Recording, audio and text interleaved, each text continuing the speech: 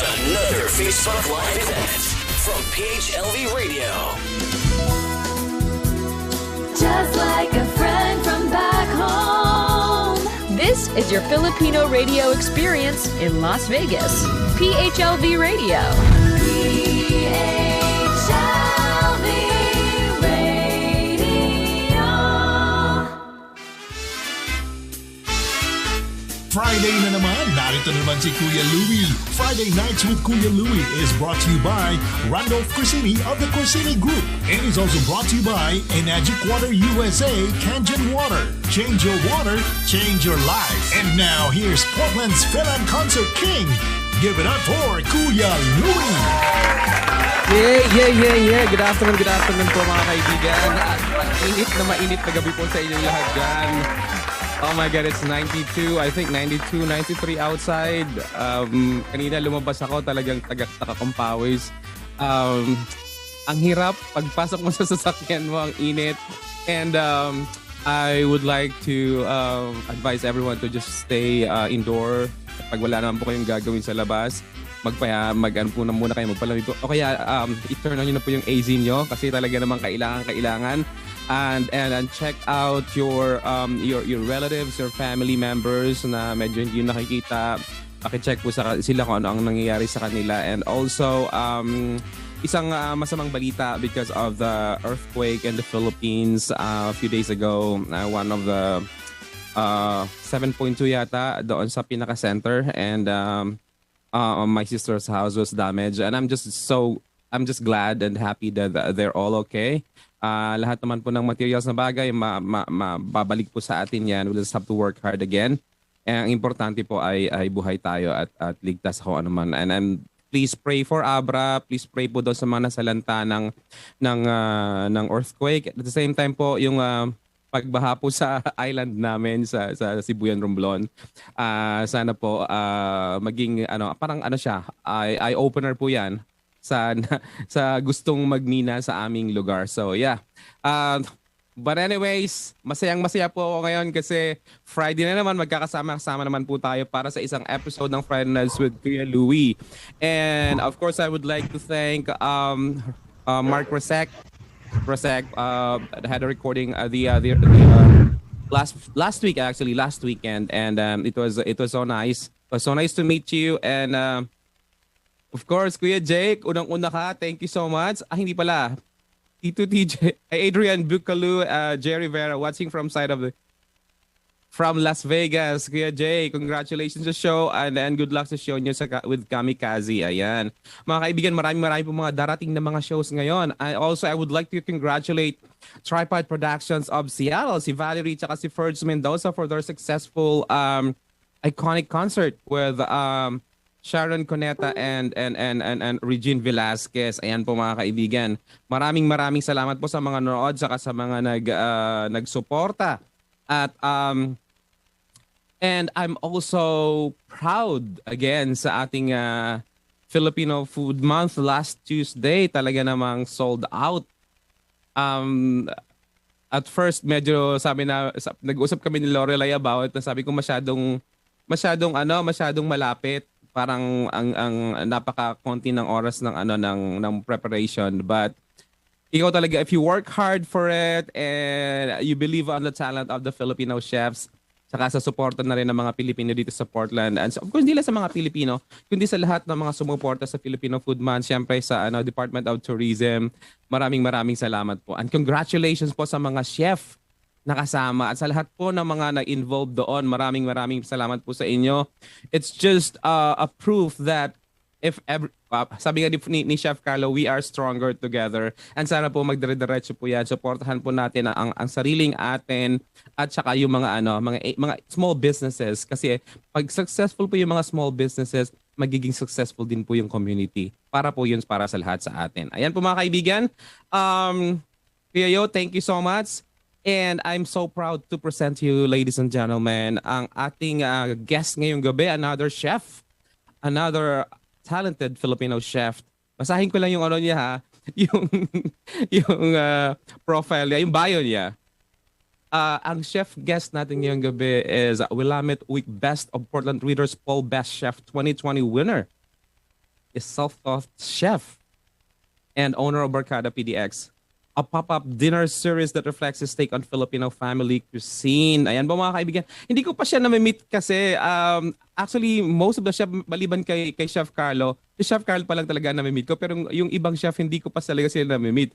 Akala ko nga sabi ko, chef, pag chef pala ang pangalan, ibig sabihin medyo bata-bata pa. Pag kasi mostly mga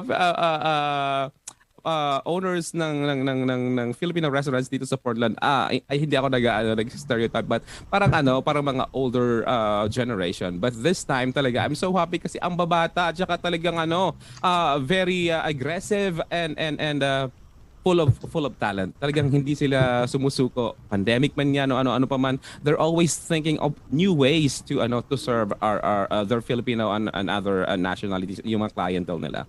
Kaya mga kaibigan, i-welcome po natin, wala pong iba kundi si Chef Melvin Trinidad ng Barkada PDX. Hello, Chef Melvin, kamusta? Hello, kamusta po? another episode na naman po ito ng Taglish kasi si Chef Melvin is Taglish lang po ang alam niya. So may hirapan po ako, but anyways, minsan po kasi talaga lalo pag medyo nakakainom ako ng konti, I'm so good with yung conversing in English language, but if I'm not, I'm really struggling. But anyways, Chef Melvin, can you please introduce yourself to our viewers? Hi, I'm Melvin Trinidad, living here in Portland, Oregon. Chef, owner of Barkada PDX, a Filipino pop-up here in Portland. When did you start this pop-up series? Our first pop-up was almost 5 years ago, last month. Wow. Yeah. So, 5 years ago, that's like 2017? 17. Yeah. How did you come up with this idea? Well, I was self-taught for a while, and then a friend of mine said, "Hey, MasterChef is doing auditions here in Portland. You should go audition." Because I feel like I got to as good as I could get just being a home chef. I needed something else to push me, so I auditioned for MasterChef. I made my pork belly adobo, and then during the taste test, there's 3 local judges. One of the judges, Pute, he tasted the food, and he said, in about 5 minutes, we're going to tell everybody to put their food away, but you don't. You keep your food out. I was like, uh-oh, what's going on here? And then so he came up, was like, hey, everybody tasted the food. And he called another chef over. Oh, chef, you got to taste this guy's food. Nobody else had multiple chefs taste their food. And he was Filipino. I was like, oh, this guy's Filipino. I was like, oh, hala. And it's adobo. And then he tasted it and he said, that's it right there. I told you Filipino food's the future. So it just made me feel so good that my food was, up to then, I was just cooking for family and friends. Like, how good is my food, really? And that was like the first spark that I knew my food was good and I wanted to share it with the public. So it sparked it with that. After that, there was a little small business that started called Feastly. And they helped out immensely for pop-ups like us. They handled the red tape, they had the venue. So a person like me, a total home chef, didn't know anything about the business. I didn't know how to do a pop-up. They removed all those barriers for me. And they just made it so easy for me to cook for the public. And that's how my pop-up started. Why Barkada PDX? What's with the name? When I was coming up with the name, I couldn't think of something. I'm like, I need to have something that connects with me. And so I'm first generation Fil-Am born here. So my parents came from the Philippines. They're used to being strict. They're used to everything's family. And then they didn't expect they were going to get a rebellious teenager. So when I say I know Taglish, I know a lot of the bad words because my parents were very strict. So in high school, I would come home late or not come home at all or always be busy. And my mom would say, Barkada, Barkada, Barkada. You're always with your Barkada. So when I was naming my pop-up, it reflected me because when I cook for people, you're my Barkada. You're my closest friends, whoever I cook for. If you're a stranger, if you're somebody I know, I cook the same for you. Oh, so that's where Barkada PDX came from. And it's really catchy. It's really catchy. And that's good because, it's still with the help of your mom because of Yeah. the way she keeps telling you about your Barkada. Yeah. It comes out this business name, and it's really nice. Yeah. And I think a lot of Filipino can relate to that because we like Barkada. We like our friends, right? Yeah, So definitely. aside from adobo, what is your best dish? Right now, we just finished a residency at Culmination Brewing where I was really having a lot of fun with beefsteak. So my take on it, so I take, instead of, sliced beef, I take a whole brisket. Typically, it's smoked for Texas barbecue, but I take the whole brisket and I braise it in soy sauce, calamansi juice, garlic, like a typical beefsteak. But I'm also inspired from where I came from, Los Angeles. There's a sandwich shop called Fil-Am's, where they say they invented the French dip. Right. So with my beefsteak, I slice the brisket. I put an aioli meat with caramelized onions, because beefsteak and onions. Yeah. And then I put arugula, peppery beefsteak. Then I put the brisket, and then an onion ring. Some more fun with onions and beefsteak. And then I take the top bun, and I dip it in the beefsteak broth, in the sausawan. And then the pandesal is from the local bakery here, St. Barbara. And it's just so good. People are saying it's the best sandwich in Portland right now. So I should try it. yeah, we were doing pop-ups every 2 weeks, and they were like, "Oh, we were hoping to be back this week." I'm like, "Oh, here I am." So having fun with beefsteak. We also had a pop-up there during Cinco de Mayo, and birria is all the rage. So I made a beefsteak birria taco, and one person actually said this is the best taco in Portland right now, because I take the beefsteak, put in a tortilla, I dip the tortilla in the brisket tabak, and then I grill the tortilla, and then I put cheese, and I let the cheese get crispy on the edge like fried cheese, and then the beefsteak slices from the brisket, and then you dip it again in the beefsteak sausawan, and then it's like a perfect crunchy, chewy, salty bite. So yeah, just having a lot of fun with what beefsteak could be, more than just beefsteak and rice, Yeah. That's really one thing that I like about the new chefs right now, the new generation of chefs, Filipino chefs, because you guys are so creative. Hindi lang kayo basta-basta, oh, this is adobo, so that's it. Yung parang ganun. Right. But you try to make something Right. out of it. Like, you're creating your own dish, pero nandun pa rin yung yung Exactly. Filipino taste. Yeah. Exactly. What I like to say is, what I like to try to do is make Filipino food that's familiar to the American palate, so it's not something so totally new. But also, same time, same dish for the Filipino, it's new to them. So it's new to Filipino, familiar to a mainstream American diner, so they kind of know something new, both, and they're comfortable, right? And so if I tell an American diner, hey, this is bibingka, I make a bibingka cornbread, and then I describe what bibingka is. But if I make bibingka cornbread, they know what cornbread is, and then so it breaks the barrier of what is this, If I make a brisket dip sandwich, they know, okay, it's kind of like a French dip. So just try to make it familiar, make it new, things like that. But also honoring the flavor. So when you bite it, you know it's beefsteak. Tama talaga. So, any cook in the family that you think na nagmana ikaw? A couple. It's my grandma here behind me that's hand painted by my uncle. She was my first babysitter. So when my parents went to Las Vegas, she would watch me, and then we watch Price is Right. One of my first food memories of hers was making champurrado. And back then, champurrado, I was like, ooh, chocolate oatmeal. So that's what I thought. Yeah. So that's what I called it. And then she knew like French fries. So this is before, cookbooks and Food Network, where they told you how to make the perfect crispy French fry.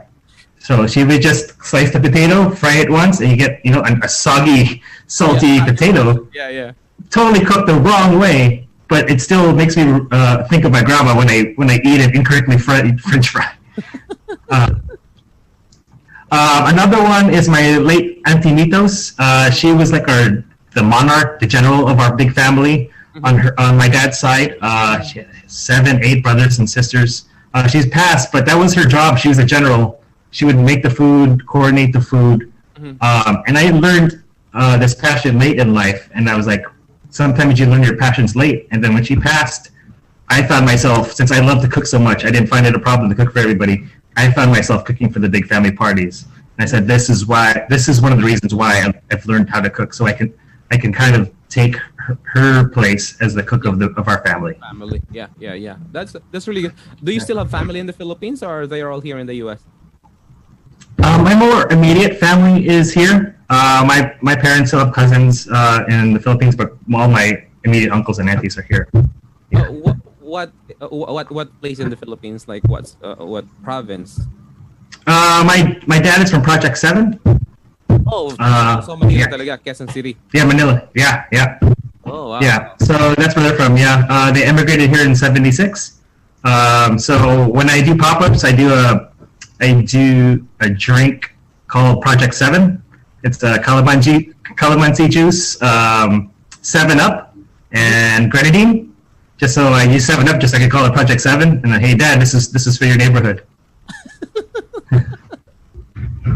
Matraffic na ngayon doon papunta doon sa kanila. Oh yeah, I remember. It's been a long time, but I remember. So sabi ni Lorelai, masarap yung cornbread sa Six Hands dinner, and she said she wants some cornbread chef Melvin Trinidad, yeah.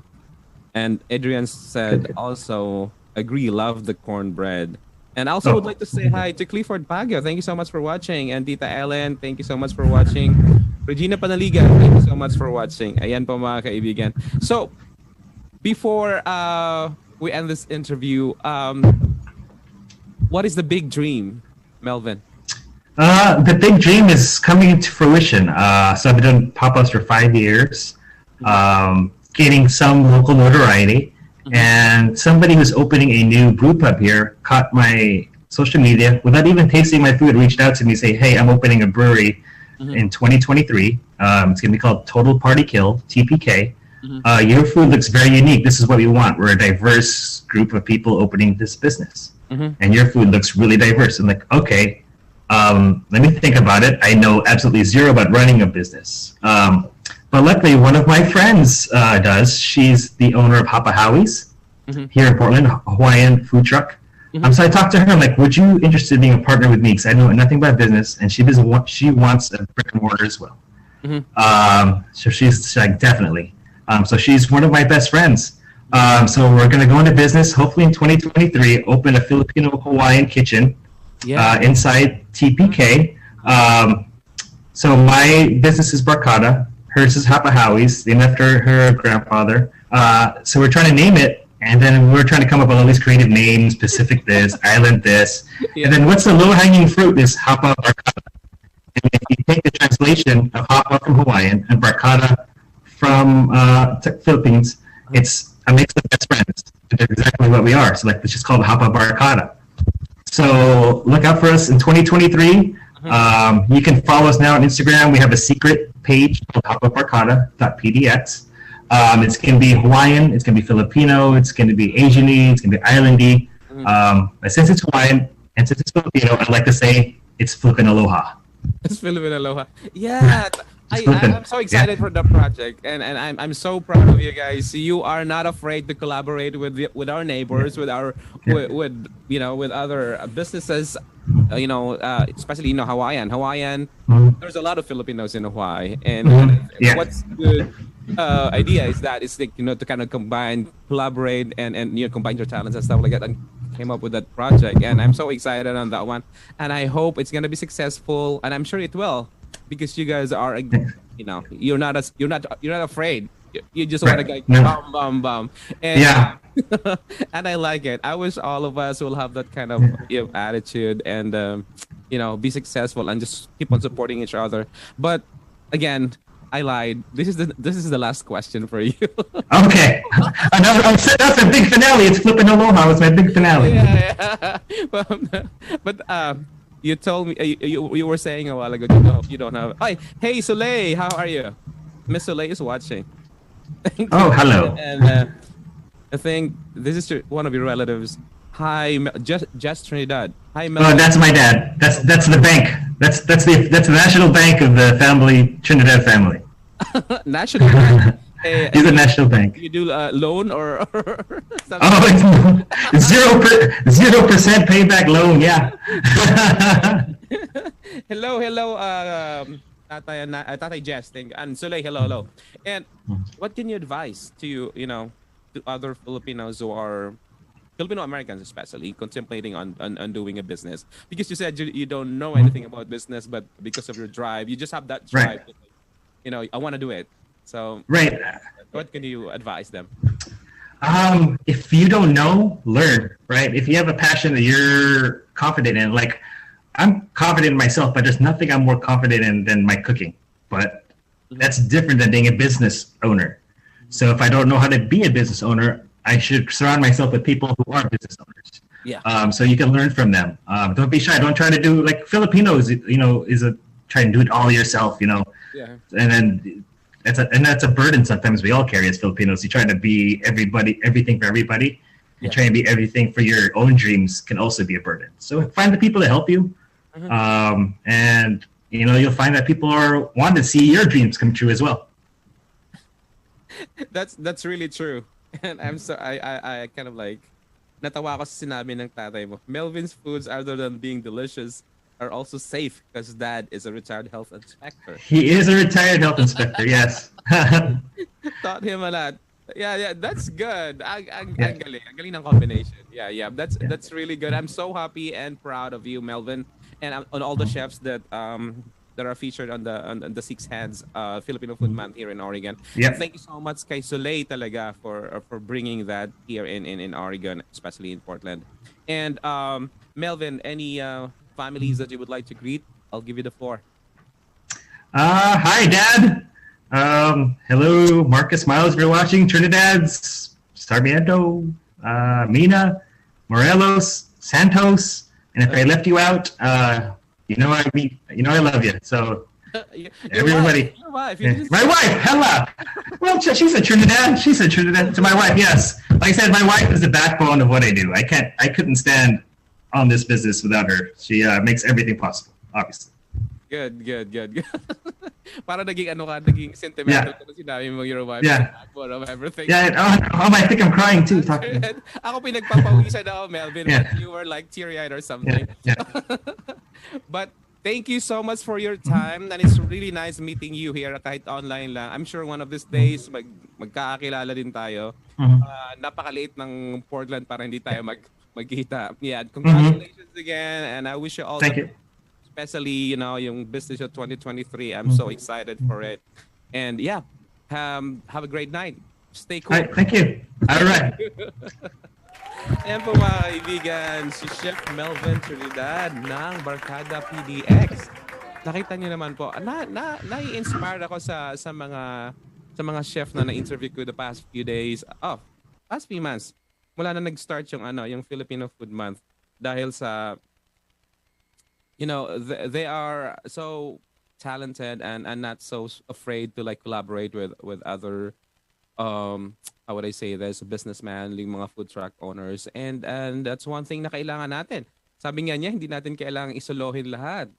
We don't want to be somebody na hindi tayo just to prove sa ating mga kababayan na kaya natin. Wala namang masama kundi humingi ng tulong o kaya seek ng advice sa mga expert, sa mga taong napagdaanan na yung mga bagay na yun. At dahil po dyan mga kaibigan, syempre, sasabihin ko lang po na hindi talaga tayo magtutuloy-tuloy dito kung hindi natin sasabihin ng ating mga sponsors. Syempre kasama po ang, of course, Department of Tourism, Soleil Tropicales based in San Francisco. Mga kaibigan, thank you so much for being a sponsor of Friday Nights with Kuya Louie. And of course, Inagic Water USA. Change your water, change your life. We have Duvi Alfaro, 760-547-4052. Eden Cabal, 760-410-2956. Edelaine Tordesillas, 760-208-9745. Minda Marshall, 619-513-4810. We have Shimpuyap Shopping Center. And Juvinito, Utod, San Fernando, Romblon, Philippines. Wilmy Mabungay sa manager, 0912-019-7384. Ingat-ingat po sa mga especially po sa maulan po ngayon sa amin at uso daw po yung baha. AJ buys houses, party mixer, DJ and karaoke. Abner Nito is the owner. P.O. Box 4139 Killeen, Texas 75640 254-535-7847. AJ the party mixer at gmail.com. We also have Teddy Lim, John L. Scott, Real Estate 206-899-6396, www.tlimre.com, or email him at info@tlimre.com. Skillful and professional real estate representation with care. And of course, we have Miracle Heights Senior Living, owned and managed by Leonard Domingo, 503-888-8155. We have Nance Cameron, realtor in Washington and Nevada. And Cameron broker at gmail.com, 360-451-1119. Home is where your story begins. We have Tripod Productions, Valerie and Ferds Mendoza, 206-427-2755. And also we have tawag ito, marami pa pong mga shows na darating. We have Gary Valenciano is coming, Katrina Villarda is coming. Sino pa ba? Oh, Rio Brothers, my Keys Band family is opening for the REO Brothers. Rio Brothers, yes. Yes, from, I think it's from Bohol, di ba? Very famous sila sa YouTube eh. So yeah, abangan po natin yan. At saka Rachel Alejandro. Rachel Alejandro is coming. Produced po yan ni Pia Fred Asa. Yan. And also, wag niyo po natin kakalimutan yung aking pong birthday show November 19. Darating, labas na po yung, yung flyers and posters very soon. And of course, isa pa pala, ang announcement natin is ang Philippine Consulate in San Francisco is coming sa August dito sa Portland. We shared some details already on Facebook. Tapos Lorelai also shared it this morning. So yeah, just watch out for it kasi yung na mabilis lang pong mapuno yung appointments, yung kailangan mas maaga, mas maganda. Ayan, mga kaibigan. And happy birthday po kay Ate Maluza Lazar, sa aking boss kay Toby Ibay, Katrina Liwayamon, kay Ronnie, kay Yumi, kay Rabino Asia, Ging Rocha, Sorda, Ate May, Victor Mandido, Aldo Rosero, Paul Sherrod, Derek, Derek from Seattle, Brooksby, Seferina, Jimboy, Lerma, Fred, Rex, Ate Beth, Sally Di Guzman. Ayan po mga kaibigan. Happy birthday kay Alan Blanca-Flor, Alma Rivera, Susana Carey, Toto Male, at saka kay Ate Lorna. Ayan, Amor Quaresma and Ate Lorna Ochotorena. Ayan po mga kaibigan. Of course, kay Ann Marido Fredo Louie ng Louie Cosmetics. Happy birthday. Ayan. Dahil po dyan mga kaibigan, meron po tayong guest. Nakakatuwa kasi sabi ko, bakit gano'n yung name nila? Sabi ko, ito ba yung joke palagi sa Facebook na yung Judith, yung Judate, na ginawa na lang Judith or something like that. Pero sa totoo pala, yun pala talaga. Kaya mga kaibigan, let's all welcome ang member ng Bill and the Judiths. Ayan, nasa na ba yung yung message ko kanina? Ayan. Si Donna Moreno, Nino Zalazar, Ibay Haber, Erwin De La Cruz, na si Bong Casero. Ayan, nagko-connect pa lang po sila ngayon. Pero dahil po dyan, syempre, huwag niyo pong kalimutan. Download the PHLV Radio app from the App Store and Google Play. Syempre, live din po tayo sa Facebook, sa YouTube, Amazon Fire TV, Spotify, Alexa, and of course, dito sa Facebook. Please like our Facebook pages, Pride Nights with Kuya Louie, Kamusta Kabayan, and please share this podcast po para mas marami pa makapanood. Also, please like and subscribe to our YouTube channels, PHLV Radio on official Louie H. Roa Music. Ayan mga kaibigan. Ayan, nandito na po sila mga kaibigan. Let's all welcome the Bill and the Judiths. Kamusta na? Hello, Kuya Louie. Can you hear me? Yeah, I can hear you. Ayan. Ako po si Nino Salazar. I'm the keyboard player of... Ayan si Nino Salazar. Talagang batang-bata pa po. 16 ka pa lang, di ba, Nino? Grabe. Gusto ko yan. Yes, sir. Yan. Mga kaibigan, sila po ay based sa Pilipinas, sa Philippines. Ayan. Kaya medyo siguro nagtanghalian na ba kayo? Hindi pa po. Konting breakfast. Good. At least meron. Nagkape na ba kayo? Baka hindi pa kayo nagkape. Merong coffee dito sa tabi ko, Kuya Louie. Wow.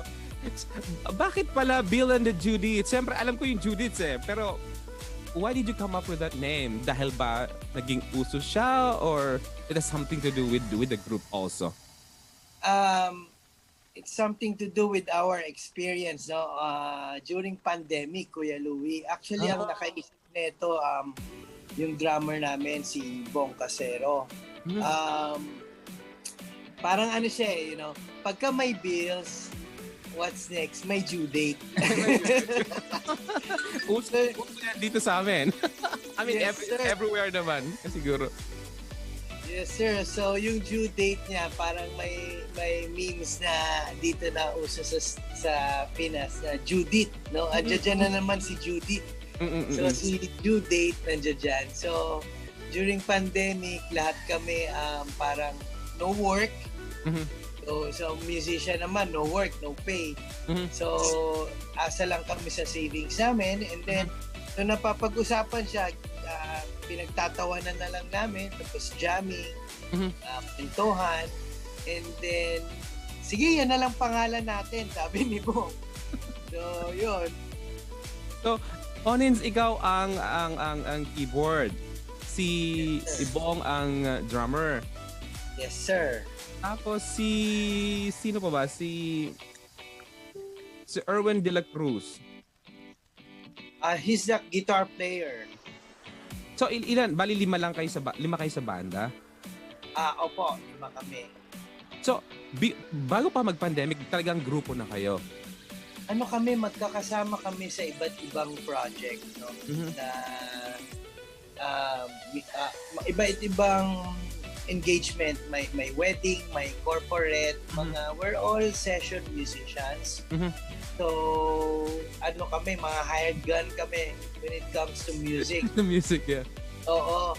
So, since magkakaibigan na kami, matagal na, parang we decided na magbuka tayo ng banda na tayo talaga. Yeah. Name natin, tsaka umpisa natin. Hindi yung parang na-hire tayo dito, mag-fill-in tayo sa ganyan. Yeah. Parang wala kayong identity, no? Wala kayong identity. Yeah. Yun, Kuya Louie, identity and our own branding. Parang gano'n. Yeah. So, nakakatawa yung name ng banda, pero seryoso kami, Kuya Louie. Serious ang tugtugan namin. Mukha nga nakasalamin ka eh. Pag seryoso, di ba? Yung mga genius type na, seryoso yan, ano yan. But ang nakakatuwa kasi, kumbaga hindi naging hadlang yung pandemic for you guys to gather together and create this band and make music together. Kasi talagang music is universal. Talagang isa siya sa gather ng tao para maging together, di ba? Parang siya yung nagiging bind, di ba? Yes, sir. Yeah.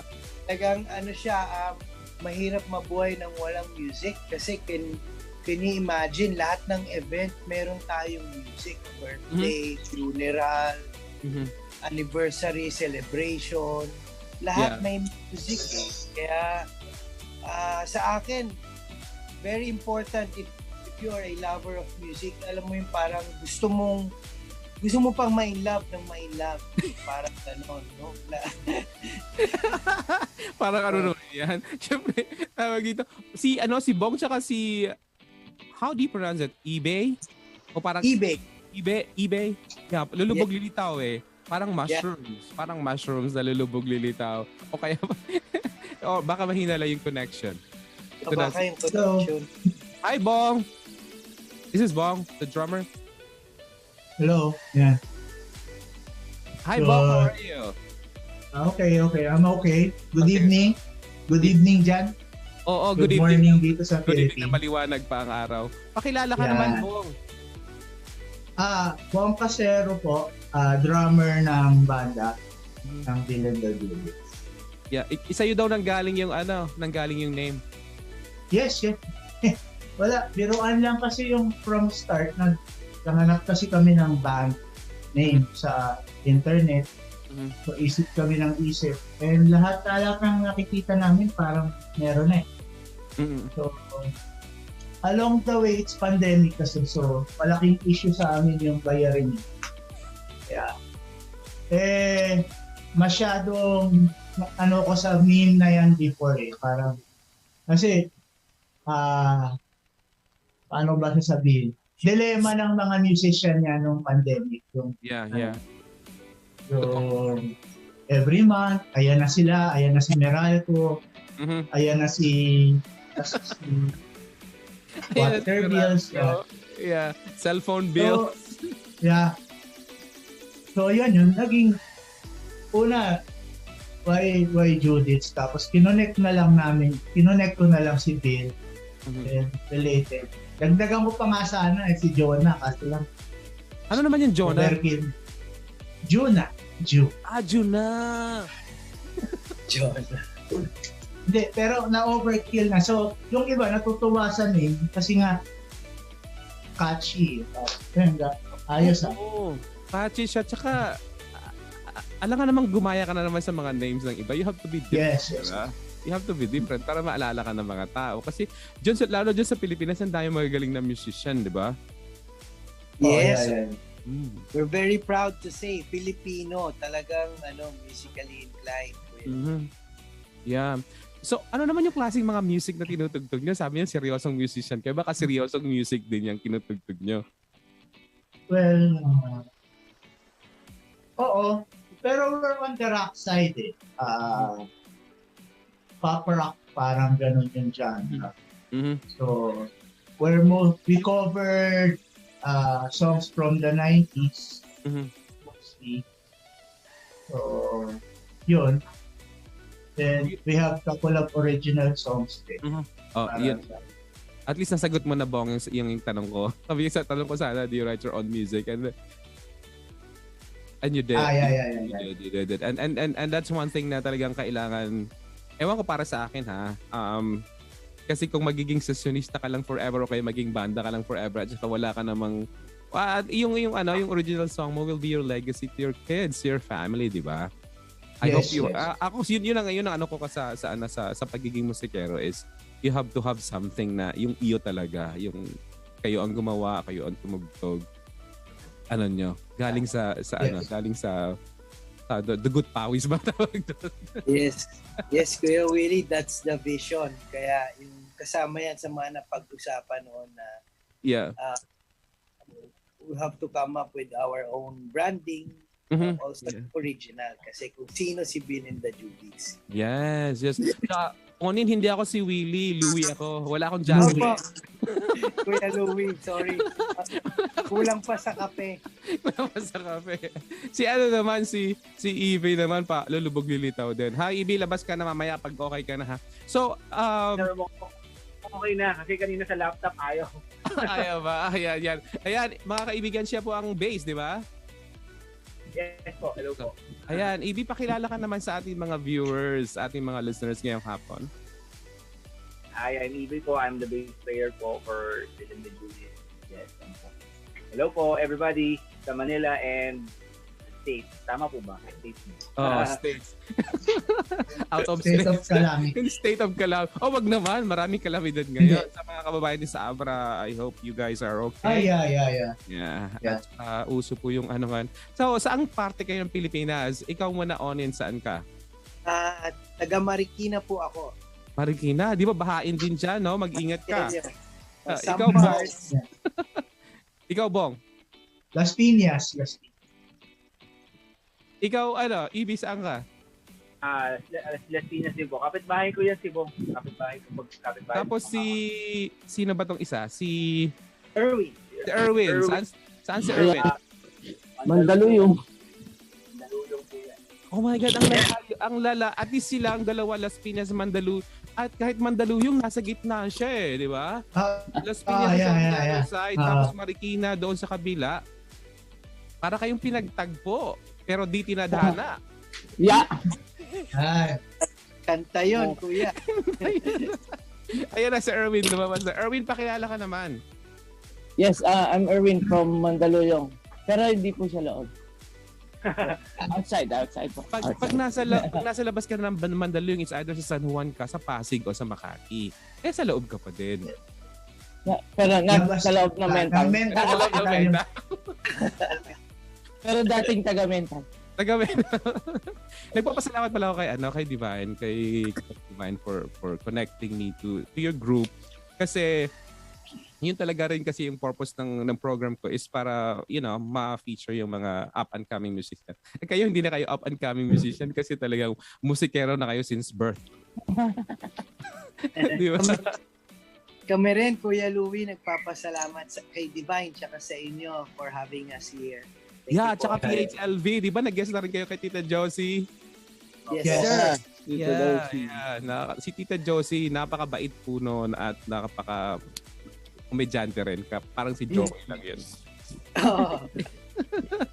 Yeah. So, yung you'll be giving us 3 songs, right? Performing 3 songs tonight, di ba? Ano yung combination ng songs na yun? Is that all original o may cover din kayo?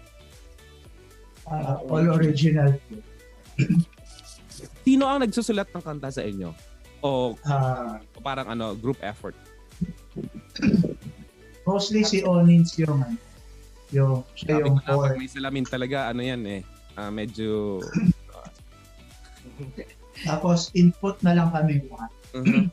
So parang may yung slice of the cake na lang. Carry on up. Pero yung talagang dyan si Onins. Si Onins, ayan. So, di ba sa banda may band leader na sinasabi? Sino yung pinaka-leader ninyo? Siya rin. Siya na lahat?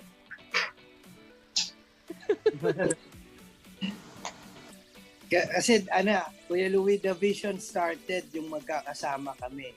So, that vision came from me. And then lahat naman is talagang alam mo yun, may hunger for that idea. And then ever since naging culture ay naging parang start off ng banda is like I will write a song tapos they will parang assess it tapos i-input sila mag-create sila ng sarili nilang markings dun sa mga songs. So ini-encourage namin talagang magkaroon ng yung collaboration 100%. Pero of course sa lahat naman ng organization kailangan merong isang mag-uumpisa. So yan ang isang natutunan ko dito. So ngayon naka-delegate kami lahat ng mga inputs ng banda. Let's say si Ibay handling the mga technicalities, let's say it's also doing mixing, si Ewi doing mixing, video editing, Bong is collaborating sa movement ng banda sa pagbabato ng mga task, yan, hinahawakan ni Bong sa mga bookings, ganon. And Donna is also our singer, female singer. She's also helping sa mga booking, sa mga contacts. So, umpisa lang yan parang tumakbo lang yung barko na naumpisahan ko, Kuya Louie. But at the end of the day, walang mararating at saka walang pupuntahan yung grupo kung walang collaboration sa movement. Parang nag-start ka ng company na proprietor lang tapos and then naging corporate na siya. So parang gano'n ang namin. Totoo yan. Naging walk. Totoo yan kasi importante talaga yung yung collaboration. Tsaka lahat merong kanya-kanyang kanya-kanyang parte. Di ba? Yes, sir. So ano yung first song nyo muna?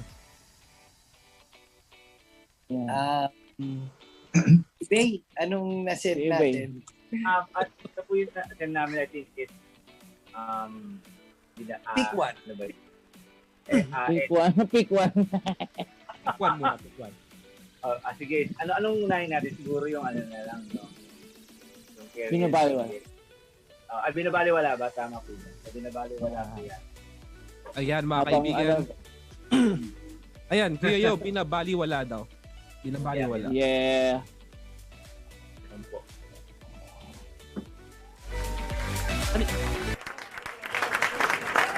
Ayan.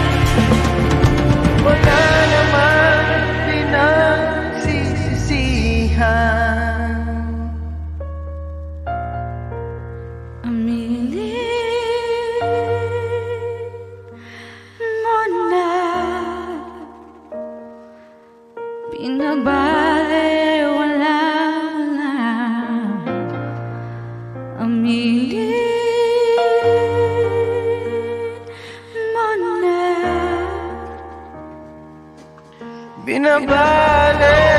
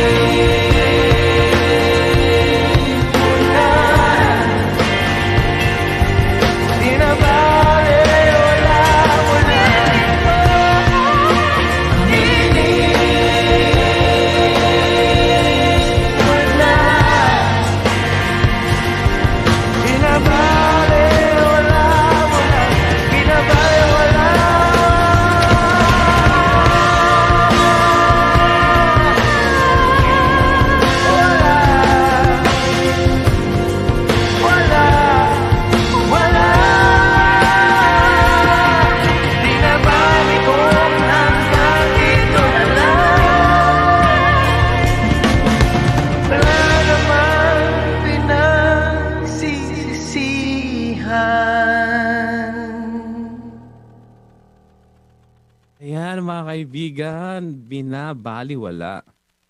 Bakit naman? Sino nagbabaliwala kanino? Nagbabaliwala kanino?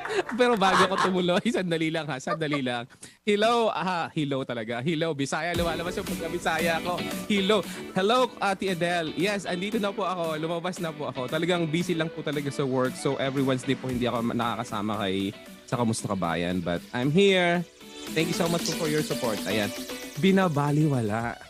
May pinagdadaanan. Sino? Hindi, alam mo kasi, ang boses mo parang, naalala mo ba yung ewan ko, medyo may hawig kay King yung boses ni Onin eh.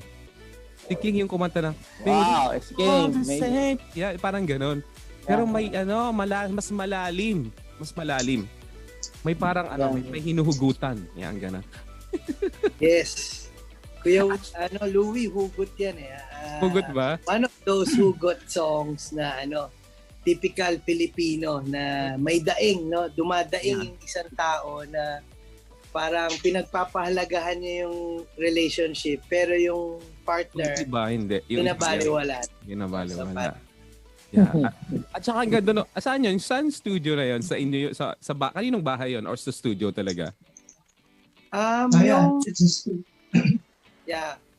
We rented that studio for that presentation. Mm-hmm. Pero the production of our songs na ilalagay sa album, lahat yan ginawa namin dito sa bahay ko, sa studio. Mm-hmm. Tapos, kanya-kanyang effort. Dala si Bong ng drum set niya kasi wala akong drum set dito. Dala ng kanya-kanyang instrumento, tulong-tulong sa pag-edit. Ganun namin inumpisahan, Kuya Louie, siya talaga, poor man's style. Pero basically, ang gumana talaga, skills ng bawat isa since matagal na rin kami sa music industry. Yeah. So, yun talaga ang sinandalan namin, yung mga experiences namin sa music. Yeah. At saka doon ko napansin na nagawa niyo yun, it's because dahil sa love niyo sa music, di ba? Kasi fashion yun fashion, hindi passion. Passion yun So, ang pag-passion mo talaga yung isang bagay, hindi na nagiging trabaho, di ba? Tsaka yung samahan nyo din, you're always excited to see each other, tapos to jam with each other. Kaya siguro, nakikita yung nyo. And I hope, sana huwag kayong maghihiwa-hiwalay, okay? Kasi uso yan, di ba? Yeah. But, akala mo nakaligtas ka na Onin. What? Para kanino? Did you write the song for someone else? Oh. Yeah. Tawa na tawa si Sir Erwin. Ikaw nga sumagot, we. Tawa ka. Hindi, si Nins kasi nung time niya, syempre, it's pandemic. Pangalawa, marami rin talaga siyang pinagdaanan. So talagang lahat na ibuos sa album na yun. Every time na magkikita kami. Tapos pag inatid niya ako coming from his house, sabi niya, katulad yan song na yan. Madalas niya sinasabi sa atin, ini-envision namin na, ganito yung gagawin natin dito. Di naman ganyan ang rap niyan nung pinakikinggan namin. So, iniisip na namin kung ano agad yung mangyayari. Okay. Huwag nating gawin synthetic tong, gawin nating garage band. Gawin nating every time na uuwi kami, may bago na naman song. In terms of yung mga hugot songs na yan, lahat yan kay Onis kasi dahil through his experience before, bago pa mag-pandemic. Nasulat niya na yan. So, na-envision na yan yung binabaliwala, experience yan sa past. Sa past. Okay lang yun, Onins. Okay lang yun, Onins. Ganun talaga ang buhay. Sometimes it's not fair, but everything's gonna be alright. Hinugot sa bituka. Ayan. Alam mo napakagaling ng ni Kuya Yo. Kuya Yo is the owner of PHLV. siya rin yung nasa tech side. At talagang nakakita talaga sa kanya yung binabaliwala talaga yung unang song. Tapos hinili din ni tawag dito, ni Ibi. Hello, Kuya Yo. Okay. Hello. Morning. Ay, good evening na pala. Yeah, good Huwag evening. mong baliwalain yung song namin, ha? Actually, kung kausapin si Kuya para i-play niya sa PHLV. Ayan. Ako na Yes, nagsabi, Yes, di ba? sir. Ako na nagsabi, Kuya Yo. Anyway, si Kuya Yo, very approachable yan. Tsaka, supporter yan ng mga natin, kababayan natin. Ayan. Thank you in Yes. advance, Kuya Yo. Thank you in advance. Yeah. Yung pangalawang song naman, yung SS, ano yun? Ayan. SS. Ano po yata yun? It's about celebration, something. Parang, it's about, parang nasulat yata yun ni Nino for the endemic. Parang, Okay. like that. So parang, let's rejoice about something lang para, about positivity, something about positivity po. So, yun, actually, ang Ibong na nakaisip ng ng title. Actually, SSS din. Yeah, in the Judith. So, SSS bayaran, ganyan. So, parang, kasama po yan. Naging na lang siya, naging SS na lang siya.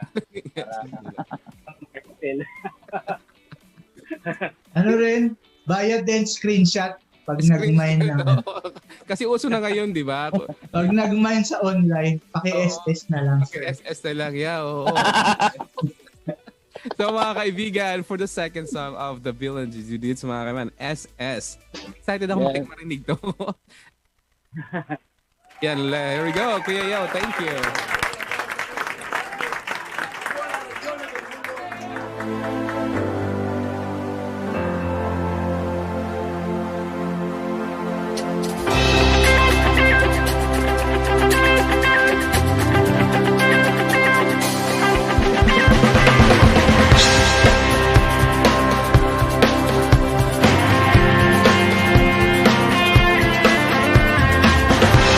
Gayahin ko siya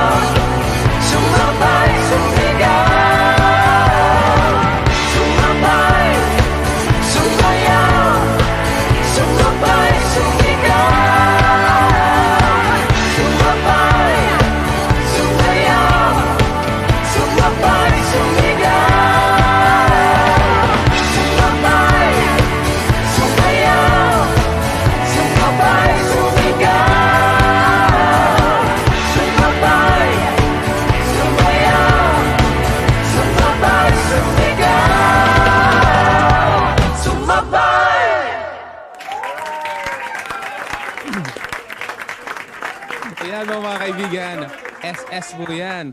Sumabay, sumayaw, sumigaw. Talaga na, boom! Ang galing, magaling. Talagang tama yan. It's about positivity kasi, and I see the kind of energy that they're trying to show sa song at kayo talaga bilang grupo. That's really good. Thank you so much. At saka, ano pangalan ng vocalista nyo? Donna. Ayan na si Donna. Hi, Donna. Hello po. Hello, kamusta? Ayan. Nice meeting you. Nice meeting you. Thank you for having us. Kala ko 11 Kamukha siya ni AM. Kamukha siya ni... Sinong artista yon? Nako, sino po yan? May kamukha yan. Basta may kamukha ka artista. Yeah, kasi napapanood ko sa Netflix eh. Yung internet Komedyante. something movie. Hindi komedyante.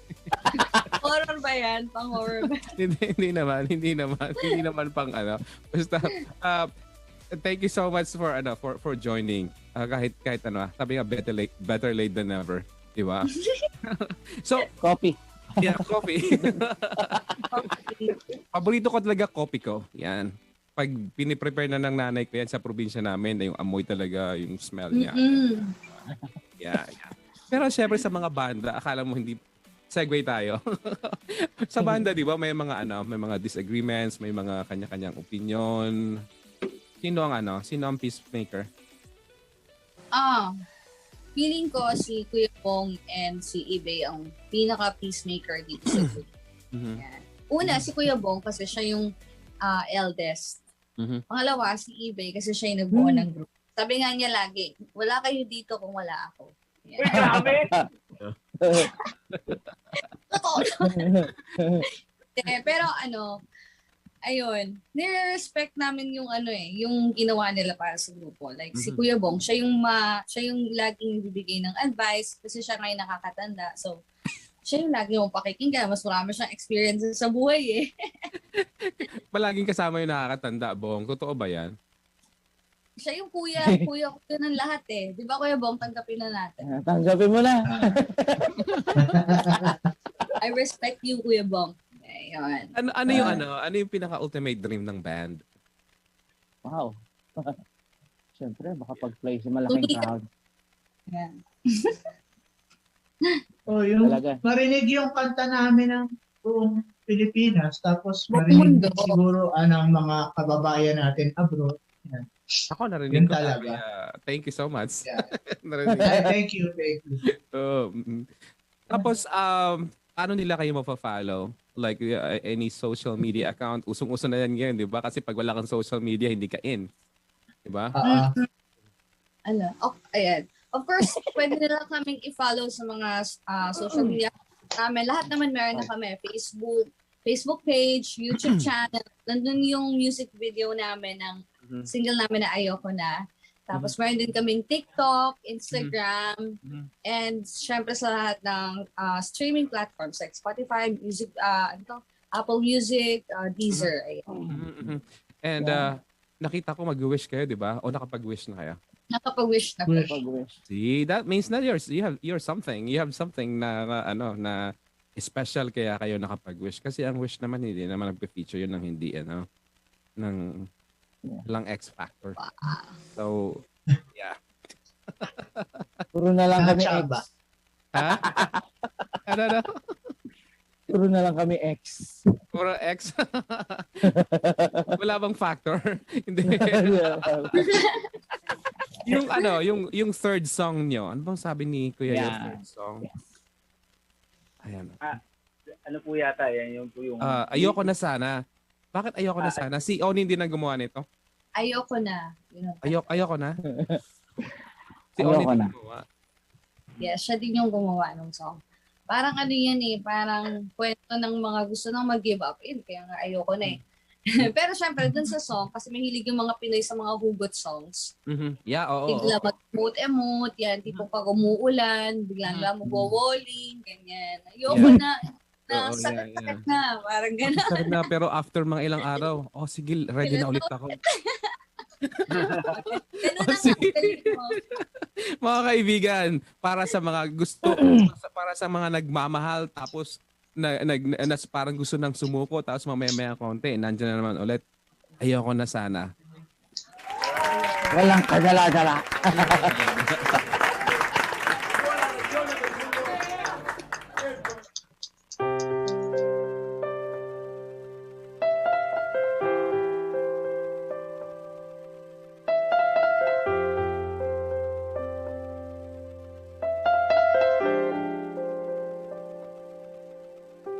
Pati mo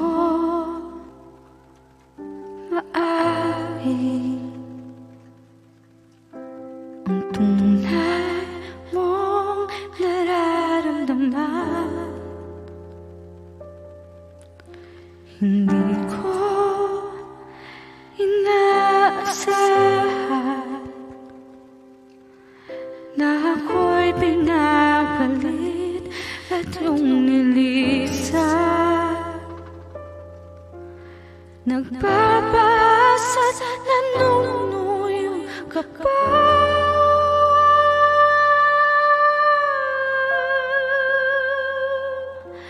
Ayoko na, ayoko na. Wala nang sinasabi ng iyong puso. Ayoko na, ayoko na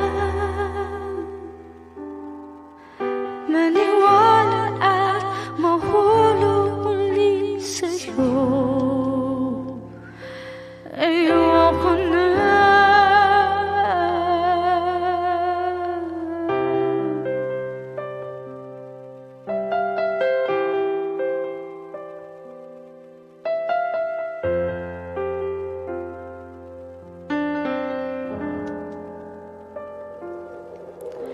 Tinago mo pa sa'kin, pero nadarama ko ang panlalamig. Mga pangako mo noon at wagas na pagmamahal, sadyang di na makakapitan pa. Nagbabasat, nanunuyo ka ba?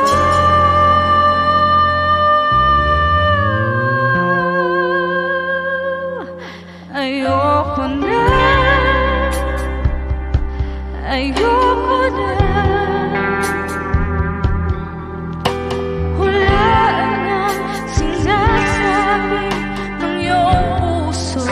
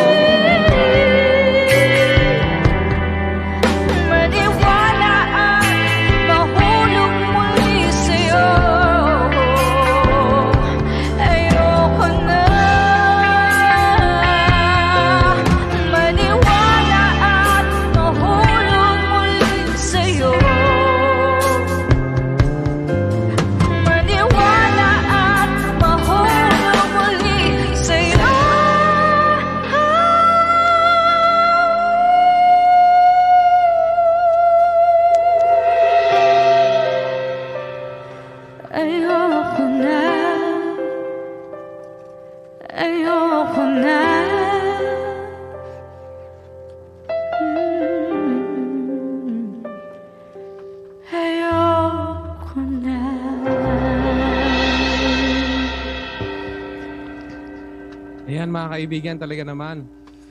Gusto ko pa.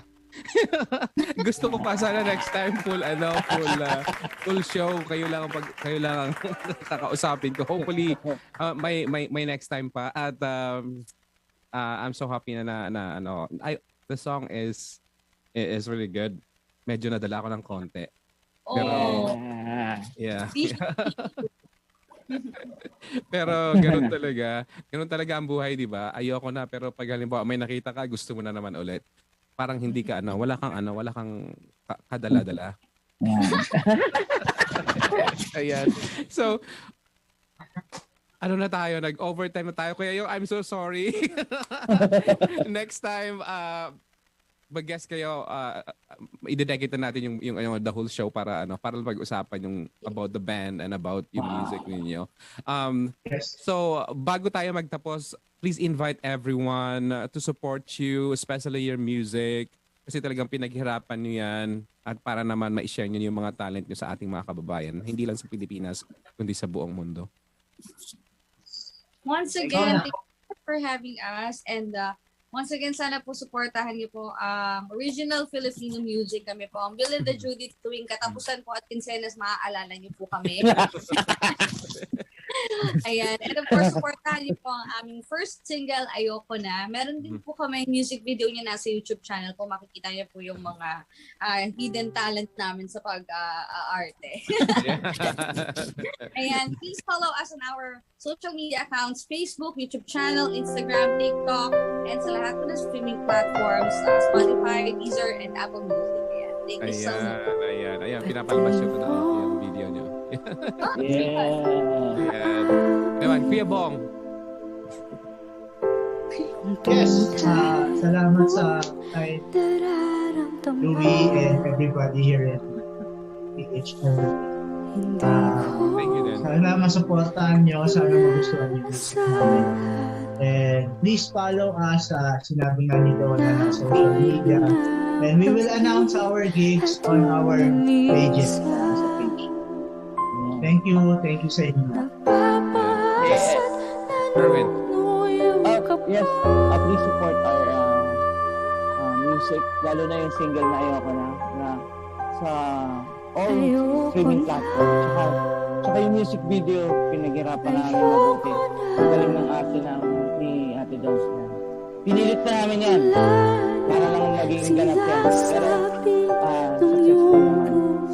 We have 3 seconds sa every sequence. Kaya please support sana po marinig nila yung song inspired, especially yung mga kababayan natin from United States of America and Canada. Yes. Thank you so much po. Mga kamag-anak ko dyan, United States of Canada. Ayan, si EB naman. Ayun po, nasabi na po nila lahat. Wala na ako sasabihin. Kaya, thank you lahat. Thank you, Louie, for having us. Again, Of course. Anytime. Yeah. Salamat po. At pagbuhay ang Pilipinas, pagbuhay ang mga Pilipino natin dyan sa buong bansa. Salamat po for supporting yung PHLV Radio, yung Louie, sa Diyos, sa Divine Name. Salamat po. Ayan. Asa na si Onin? Yes, sir. I'm here.